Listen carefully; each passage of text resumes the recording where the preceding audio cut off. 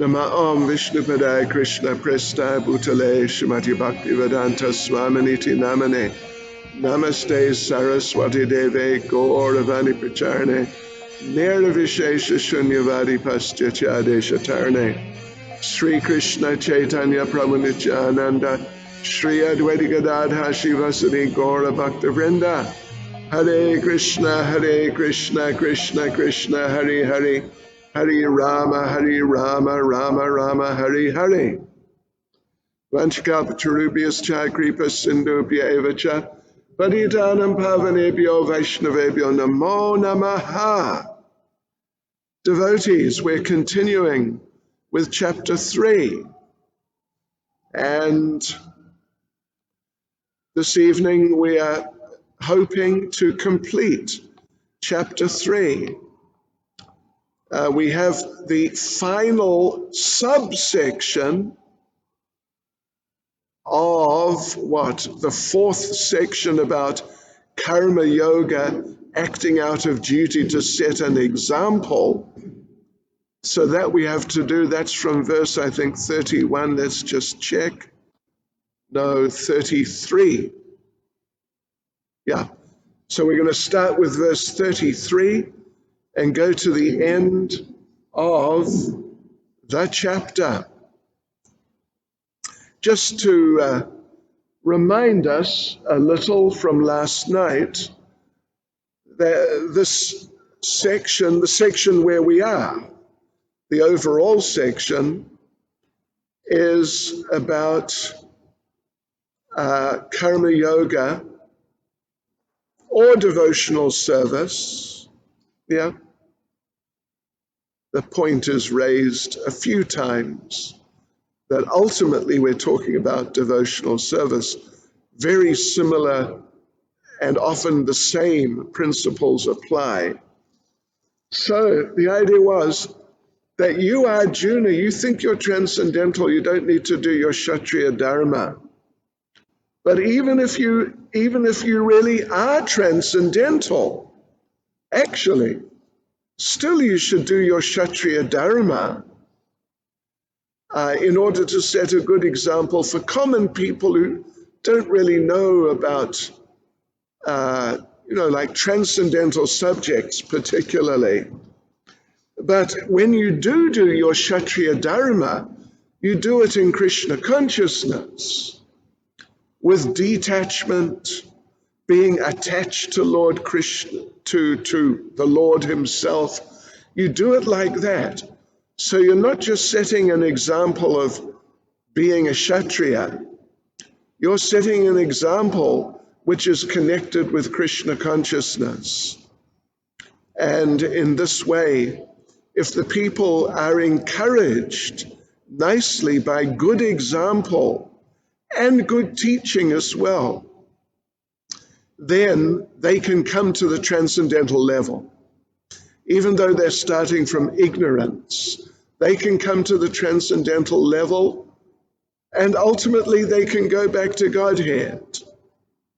So that is what we discussed last night. And this evening, we are going to go on from verse 33 to verse 35. That's the last subsection, little small division within that overall fourth part about setting an example.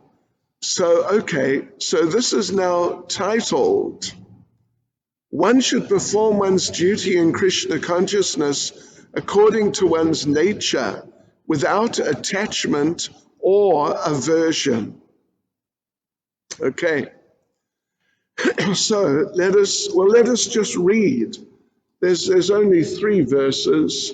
Let us just read those 3 verses, and then we'll go back and look at them in a little detail. So verse 33, even a man of knowledge acts according to his own nature, for everyone follows the nature he has acquired from the 3 modes.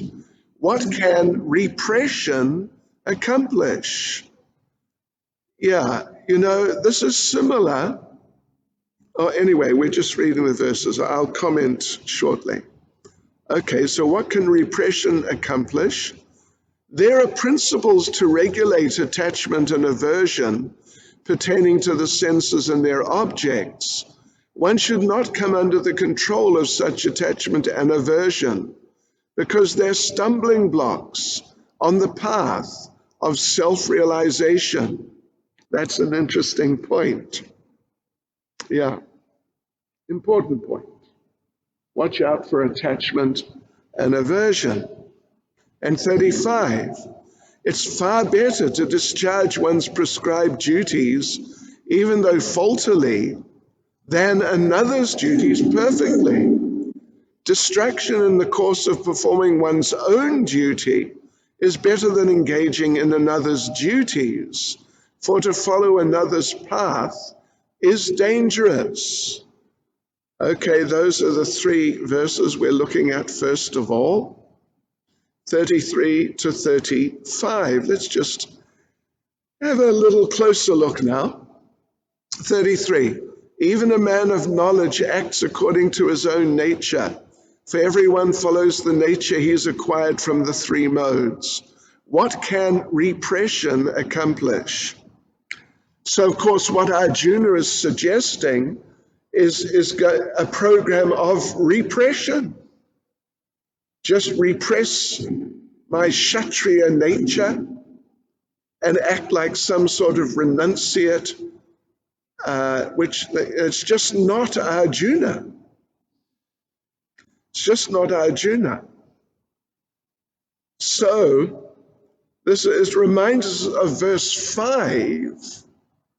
If you remember verse 5, it was very, very similar idea. Let me just read verse 5. Everyone is forced to act helplessly according to the qualities he's acquired from the modes of material nature. Therefore, no one can refrain from doing something, not even for a moment. You got to do something. If you don't do something, well, something is going to do you.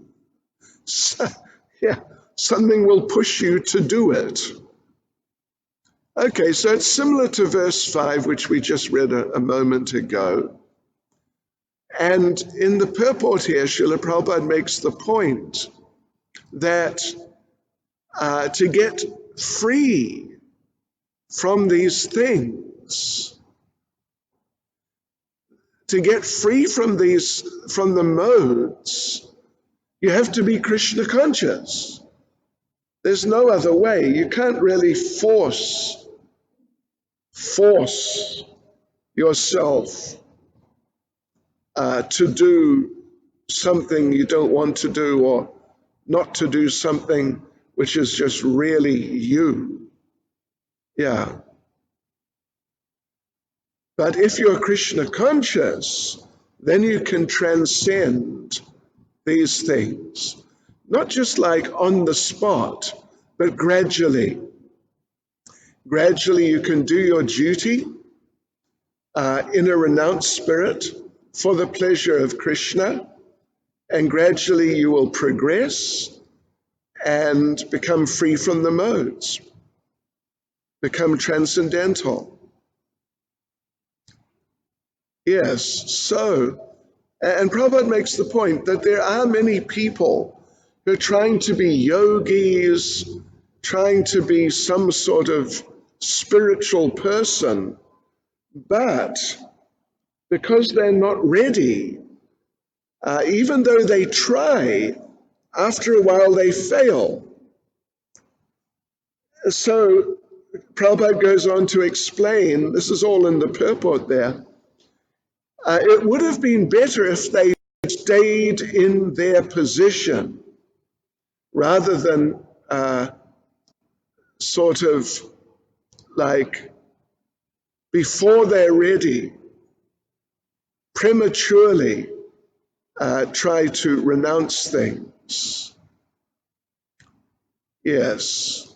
So there are many of these yogis who are under the influence of their own particular material nature, and they just can't deal with them. So better they just continue on in varnashram type situation until they're more purified. And Prabhupada, in, I think it's the last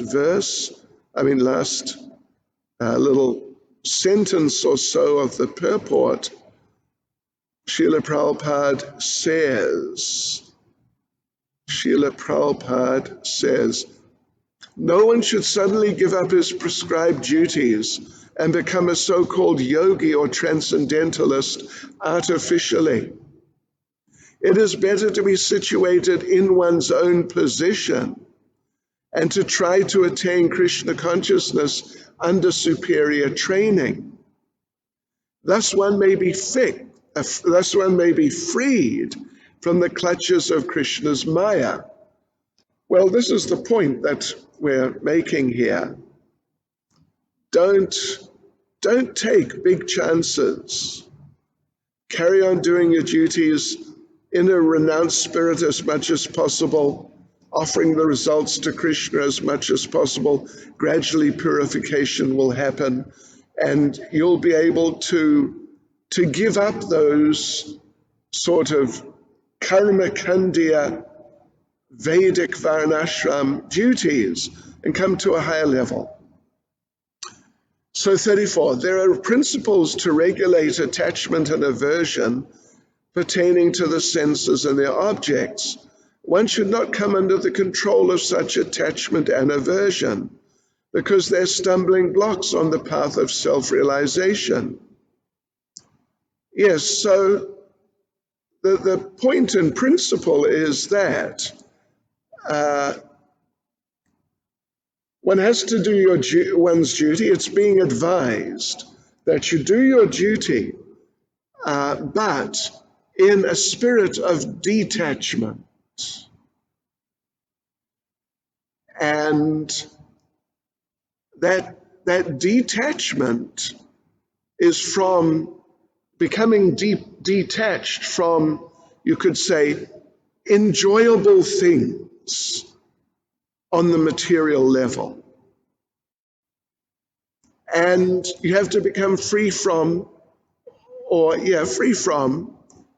aversion, detached from aversion, just trying to reject things, and you may end up thinking of them more because you're thinking how to reject, like that. So there are principles for these people who are doing karma yoga, following the example of a more elevated devotee, performing their prescribed duties. For them to progress, they have to understand that we have to regulate attachment and aversion. If we just let our attachments and aversions just run wild, then we won't make progress. So Prabhupada gives some examples in the purport. We have to avoid unrestricted sense enjoyment. Prabhupada gives the example of householder life in Krishna consciousness. So in householder life, in Krishna consciousness, then a person, a devotee, is allowed to engage in sex life, to produce children, but not unrestricted sex life. So as Krishna says, there are principles, there are rules to regulate these things, and one should stick by those rules. And be careful.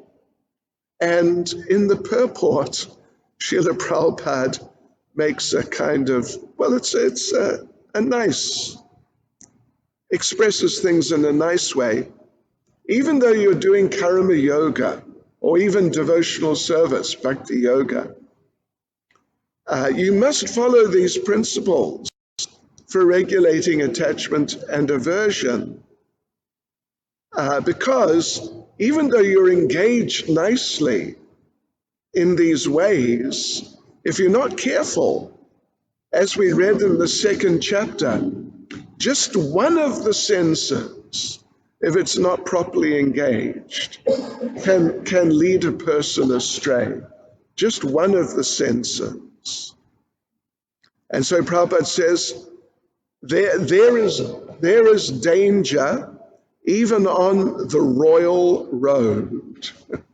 Back in the old days, I don't know, 100 or 200 years ago and more, at least in England, I'm aware, there were two sets of roads.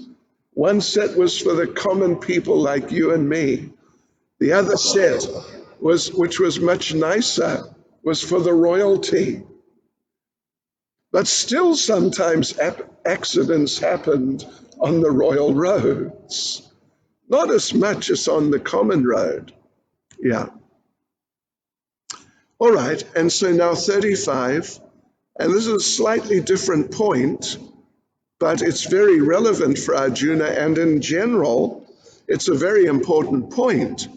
It's far better to discharge one's prescribed duties, even though faultily, than another's duties perfectly.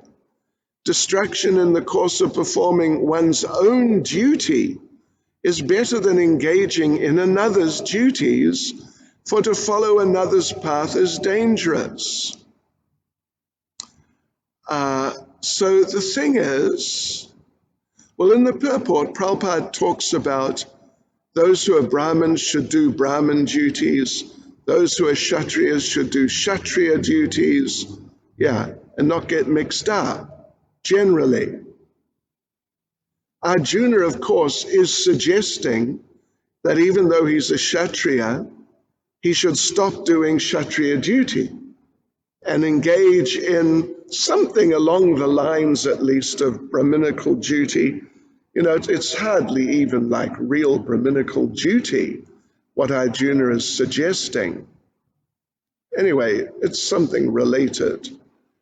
So Krishna's saying to him, because Arjuna's facing this very position, he's thinking of doing someone else's duty.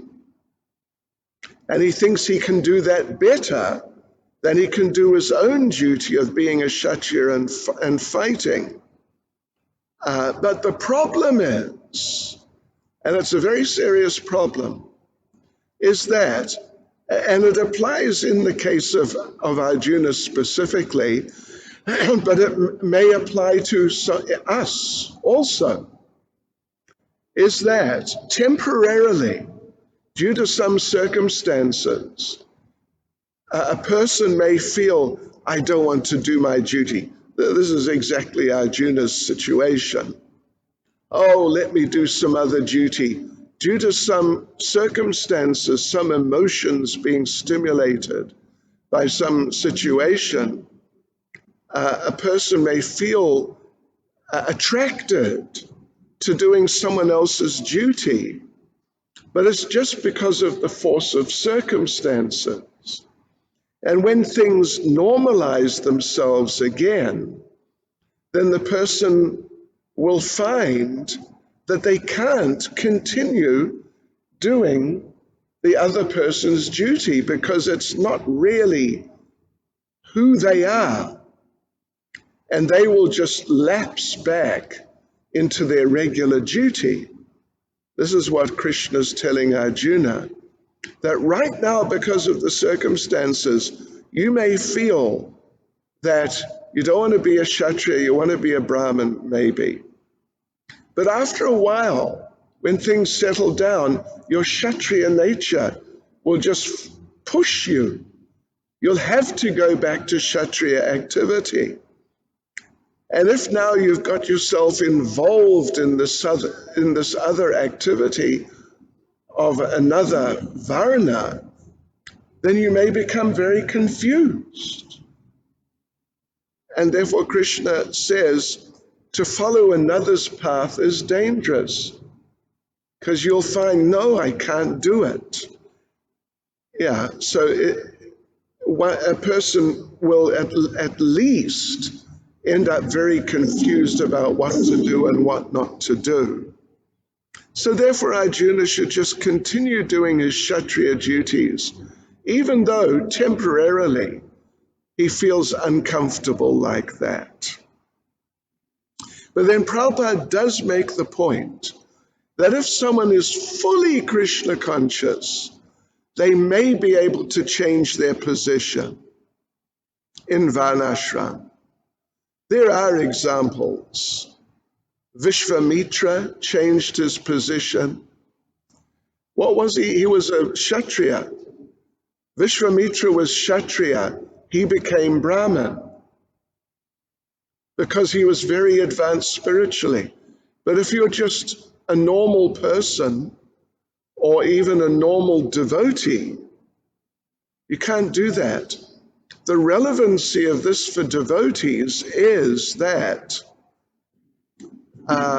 we're given duties to perform by the spiritual master, by the yatra authorities, and those duties that we're given to do, it's not just whimsical. Like, oh, maybe just do this, or maybe just do that. No, Srila Prabhupada makes the point elsewhere that when you are given a duty by bona fide Krishna conscious authority, then you should understand Krishna wants you to do that. Krishna is behind more things than we might realize in Krishna consciousness. So yes, so then if we whimsically decide to give up that duty, Sri Sri Radharadna Sri Giri Govardhan Sri Caitanya Mahaprabhu Ki, if we whimsically decide to give up that duty, which has been given ultimately by Krishna, oh, that's bad. That's like a sort of a type of rejection of Krishna. Yes, okay, so on we go. And now we go to the last section from verse 36 to 40. Is it 2 or 3? 43. 36 to 43. Let's try and finish this evening. And the basic idea is that while you are engaged in these activities of karma yoga or devotional service, in that renounced spirit and offering everything to the Lord, then you should beware of lust and anger, because, well, as Prabhupada said, accidents can happen even on the royal road. If you're not careful, you can get into trouble. So it's kind of a change of subject, or at least a different element in the whole picture. So let's read through the verses to start off with. 36, Arjuna said, O descendant of Vrishni, by what is one impelled to sinful acts even unwillingly, as if engaged by force? 37, the Supreme Personality of Godhead said, it is lust only, Arjuna, which is born of contact with the material mode of passion and later transformed into wrath, and which is the all-devouring sinful enemy of this world. Maybe that reminds you of our verses in the 2nd chapter, which were dealing with lust and anger. Yeah, anyway, let's carry on. 38, as fire is covered by smoke, as a mirror is covered by dust, or as the embryo is covered by the womb, the living entity is similarly covered by different degrees of this lust. 39, thus the wise living entity's pure consciousness becomes covered by his eternal enemy in the form of lust, which is never satisfied and which burns like fire. 40, The senses, the mind, and the intelligence are the sitting places of this lust. Through them, lust covers the real knowledge of the living entity and bewilders him. 41. Therefore, O Arjuna, best of the Bharatas, in the very beginning curb this great symbol of sin, lust, by regulating the senses, and slay this destroyer of knowledge and self-realization.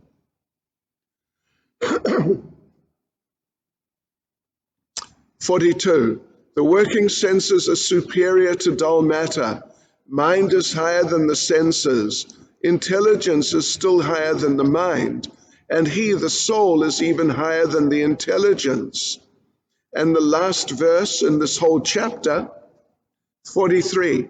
Thus, knowing oneself to be transcendental to the material senses, mind, and intelligence, O mighty armed Arjuna, one should steady the mind by deliberate spiritual intelligence, Krishna consciousness, and thus by spiritual strength, conquer this insatiable enemy known as lust. Yeah, because while you're trying to do your karma yoga or your devotional service, your spiritual activity for your spiritual elevation, well, yeah, one's old nature, one's previous nature from before, undoubtedly will try to fight back. You think Maya's going to just give up like that? That Maya sees that there you are with a bead bag in your hand, and Maya says, oh, you've become a devotee, I give up. She won't give up without a good fight. All right, so 36. Arjuna said, O descendant of Vrishni, by what is one impelled to sinful acts even unwillingly, as if engaged by force? Anyway, that's the question. Yeah, we will give the answer when we read the next verse. That's the question. But the point is that our conditioned natures are so strong, our habits are so deeply ingrained, after not just a certain number of years of living in material life in this lifetime before becoming devotees, but from many lifetimes. So, and therefore we find that even though we're aware that, no, I shouldn't do this, this will not help me in my Krishna consciousness, but still we feel some sort of impulse, some pressure coming from inside us that, well, maybe I can do it. These things happen, and I don't think that any of us have not had this experience. So then 37, what is it? That's the question from 36. What is this thing that forces us, even sometimes against our will? The Supreme Personality of Godhead said, it is lust only, Arjuna, which is born of contact with the material mode of passion and later transformed into wrath, and which is the all-devouring sinful enemy of this world. Anyway, you remember, I'm sure, from the second chapter, those famous 2 verses, while contemplating the objects of the senses, attachment arises, from attachment lust develops, and then you try to enjoy whatever it is that you've become attached to. It may be a member of the opposite sex or whatever, some material thing. So then you lustily try and enjoy it, but then you find that the result of that is not satisfaction and peace, but is you become angry, you become disturbed. And then it becomes worse and gradually you fall down. So it's lust, which is born from us having contact with the mode of passion, and then it becomes transformed into anger. Okay, so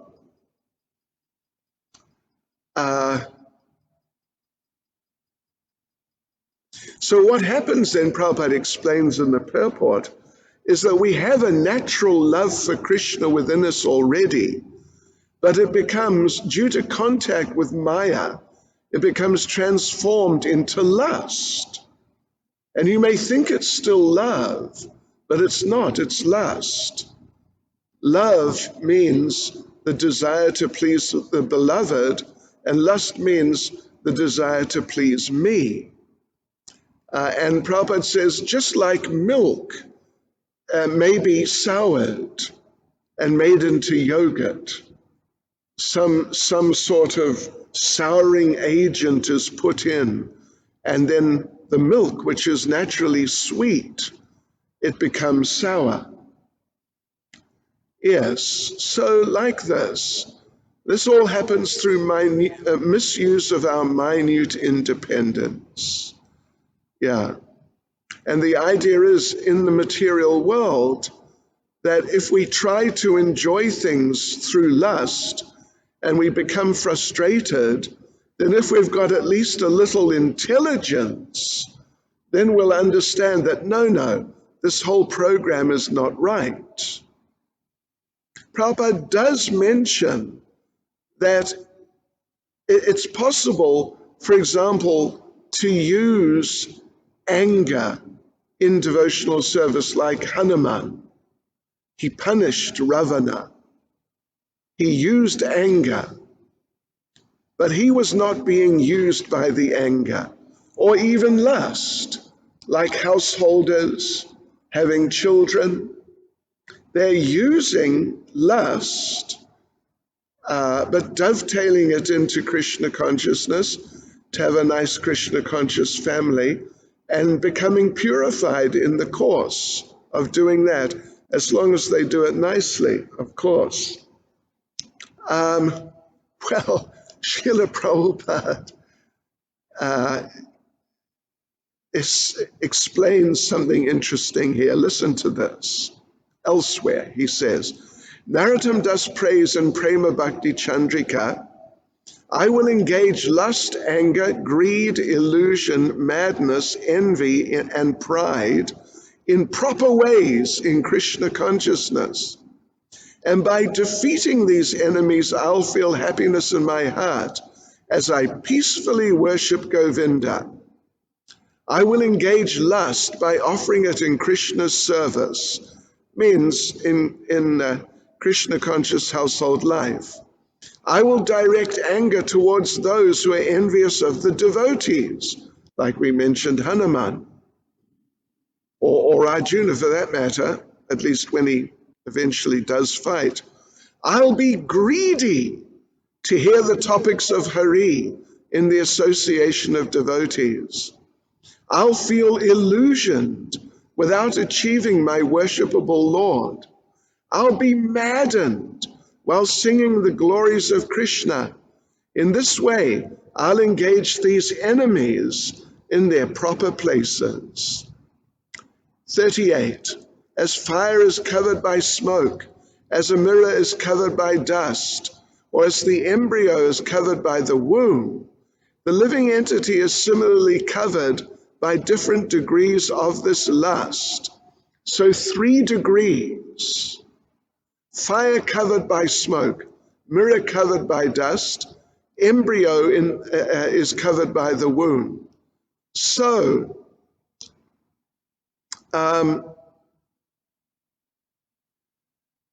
Prabhupada explains, of these 3 positions, or situations, or whatever, the best is fire covered by smoke, because you can perceive the fire under the smoke. Next, not as good, but it's next down, is a mirror covered by dust.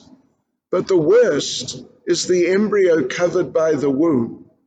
You can't see the embryo because it really is covered by the womb. But anyway, the idea is that if we become Krishna conscious, particularly in the example of fire covered by smoke, if the lust is not so bad,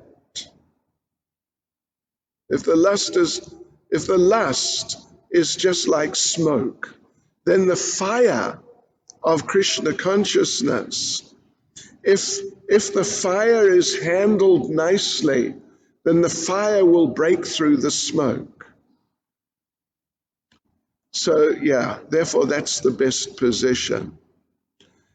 And 39, thus the wise living entity's pure consciousness becomes covered by his eternal enemy in the form of lust, which is never satisfied and which burns like fire. I'll just mention from the previous verse 38. Prabhupada comments in the purport, in the human form of life, one can conquer the enemy lust by cultivation of Krishna consciousness under able guidance. So, Prabhupada, now 39, lust is never satisfied, it burns like fire. Prabhupada says, it's said in the Manusmriti that lust cannot be satisfied by any amount of sense enjoyment, just as fire is never extinguished by a constant supply of fuel. Srila Prabhupada classically gave the example of pouring petrol on a fire. If you throw a whole lot of petrol on a fire, then due to the initial impact, the fire may go down momentarily. But then as soon as it gets hold of the petrol, then bang, it's going to come up stronger than it was before. Yes.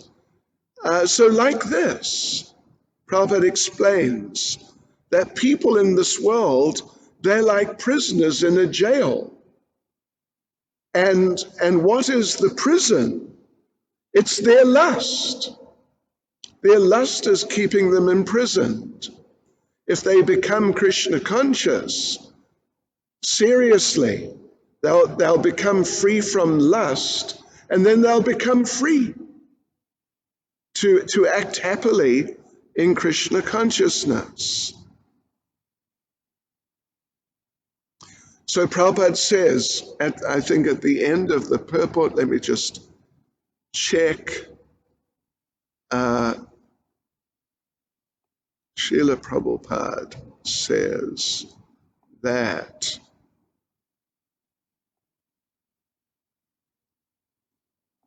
what am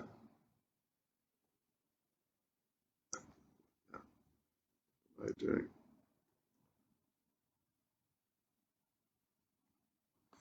Srila Prabhupada says, while one enjoys sense gratification, it may be that there's some feeling of happiness, but actually that so-called feeling of happiness is the ultimate enemy of the sense enjoyer. Yes, they engage in sense gratification hoping for happiness, and maybe they get some happiness, chapala sukha, flickering happiness, but that happiness is really the problem, is the enemy, because then they feel, yes, well, I should do it again because I got happiness. In this way, they become more attached.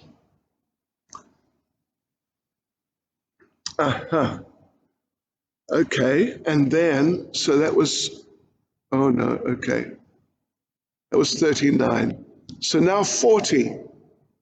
The senses, the mind, and the intelligence are the sitting places of this lust. Through them, lust covers the real knowledge of the living entity and bewilders him. So Prabhupada in the purport makes the point that the enemy lust has captured different very strategic positions in our bodies. The mind, the senses, and the intelligence. Those are the main parts of our existence, really. Yes. And in the purport, you'll see there, Prabhupada says, then the intelligence becomes the capital. Intelligence is the immediate neighbor of the soul. Lusty intelligence influences the soul to acquire false ego, identify with matter, and following that with the mind and senses. So in this way, the soul becomes addicted. Okay. And this is explained in Srimad Bhagavatam 1084, 13. 1084, 13. A human being who identifies this body made of three elements with his self, who considers the byproducts of the body to be his kinsmen, who considers the land of birth worshipable, and who goes to the place of pilgrimage simply to take bath, rather than meet men of transcendental knowledge there, is to be considered like an ass or a cow. 41. Therefore, Arjuna, best of the Bharatas, in the very beginning, curb this great symbol of sin, lust. How? By regulating the senses, and slay this destroyer of knowledge and self-realization. Regulate, first thing is to regulate the senses. So in regard to lust, this is done in household life. If through Krishna consciousness a person is able to not be overwhelmed and dominated by lust, but is able to maintain a celibate position happily, then, all right, then the lust is being controlled by Krishna consciousness. But if someone can't do that and they're really being pushed by lusty desires and it becomes a bit too much, then regulate your lusty desires in household life. And by that regulation, then stability will come. And just like our programs generally are regulated. Every morning we get up at the same time. Everything's the same. It's regulated. Generally, we may do the same service or, certain services the same. It's all part of regulating and then becoming internally stable. And then lust, if along with that one's nicely engaged in devotional service, then one will overcome the lust. So Srila Prabhupada, in a class on some of these verses, says, everyone in this material world is lusty to varying degrees. Everyone's trying to lord it over material nature. That is lust. The ant is trying to lord it over material nature in his way, and the so-called elevated politician is trying to lord it over material nature in a different way. Lording it over material nature is a sign of lust. On the other hand, Krishna consciousness means offering one's energy to Krishna. Energy is derived from Krishna and it should be offered to Krishna. For example, water is taken from the ocean. It goes to the clouds and again turns to water, falls down as rain, and flows in rivers to the ocean. Similarly, we derive our energy from Krishna. Now, again, if we let that energy glide down again towards Krishna, that is perfection. Verse 42, this is interesting. The hierarchy of the different aspects of our material nature in terms of the makeup, our material makeup. 42. The working senses are superior to dull matter. Mind is higher than the senses. Intelligence is still higher than the mind. And he, the soul, is even higher than the intelligence. So this is the way the hierarchy is meant to be. That we know who we are. We're the eternal servants of Krishna. That's our real ego. Now we're situated spiritually. Then we guide or we direct our intelligence, make a plan for devotional service.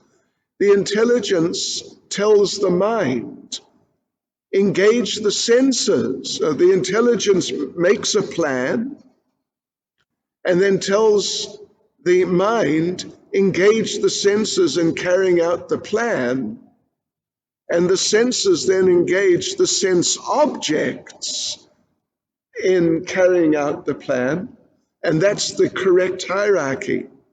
But in material life, it's the other way around. The sense object tells the senses, don't I look nice? And the senses say, yes, you definitely do. And the senses tell the mind that look at this sense object, it's great. We must get it. And the mind tells the intelligence, you got to make a plan. Make some intelligent plan so we get the sense object. And the intelligence makes a plan. The plan is carried out. And then the sense object is dominating the person. You've become a servant of the sense object. Like take a cigarette. The cigarette tells the senses, don't I look nice? Wouldn't you like to smoke me? The senses tell the mind, hey, listen, look at this. Look at what we're perceiving. We're perceiving this beautiful cigarette. You should get it. And the mind tells the intelligence, hey, make a plan. We got to somehow get our hands on some cigarettes. And the intelligence figures it out. But the cigarette is controlling. The cigarette is in control. And the soul is just lost, situated in false ego, that I'm this body, and therefore to do like this is the right thing for me. And then, so we've got to be aware of that hierarchy and keep ourselves situated in terms of the hierarchy.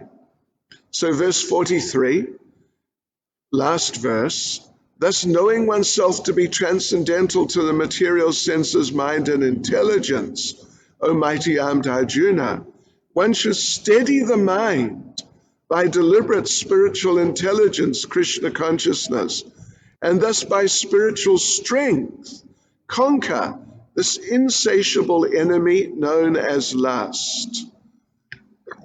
So the thing is, one has to be in Krishna consciousness, that I'm the eternal servant of Krishna. Therefore, I will control my mind through intelligence. So then the mind becomes controlled. The mind becomes steady, as Krishna says. Then the senses become steady. And then lust comes under control. So this is the program here. And Prabhupada says here, this is the sum total of this chapter. In the immature stage of material existence, philosophical speculations and artificial attempts to control the senses by the so-called practice of yogic postures can never help a man towards spiritual life. He must be trained in Krishna consciousness by higher intelligence. Yes. So there we are. So that was Prabhupada's concluding words we just read right now from this last purport. Let's just conclude by reading Shri Shri Radha Radhanath Shri Giri Govardhan Shri Caitanya Mahaprabhu Ki Jai.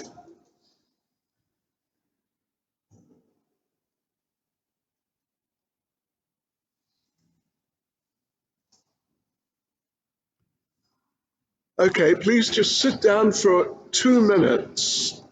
I'm going to read comments by Srila Prabhupada on this verse and a couple of other verses just here. An excerpt from a class of Prabhupada's. It's very nice. Please listen to this. To stop material desires, we must take shelter of the lotus feet of Krishna. The waves of a river are constantly flowing and cannot be stopped, but the waves of the river flow toward the sea. When the tide crosses the ocean, it overwhelms the flowing of the river, and the river itself becomes overflooded. You follow? The ocean overwhelms the river which is coming into it. The waves from the sea become more prominent than the waves of the river. Similarly, the devotee with intelligence plans so many things for the service of the Lord in Krishna consciousness, so many things that stagnant material desires become overflooded by the desire to serve Krishna. As confirmed by Yamunacharya, since he's been engaged in the service of the lotus feet of the Lord, there's always a current of newer and newer desires flowing to serve Krishna. So much so that the stagnant desire of sex life becomes very insignificant. Hare Krishna. So the idea is to take shelter of the Lord and just get deeply absorbed in devotional service with intelligent plans, engaging the intelligence, engaging all the different aspects of our being. And then those old material desires, they'll just become washed away. Hare Krishna.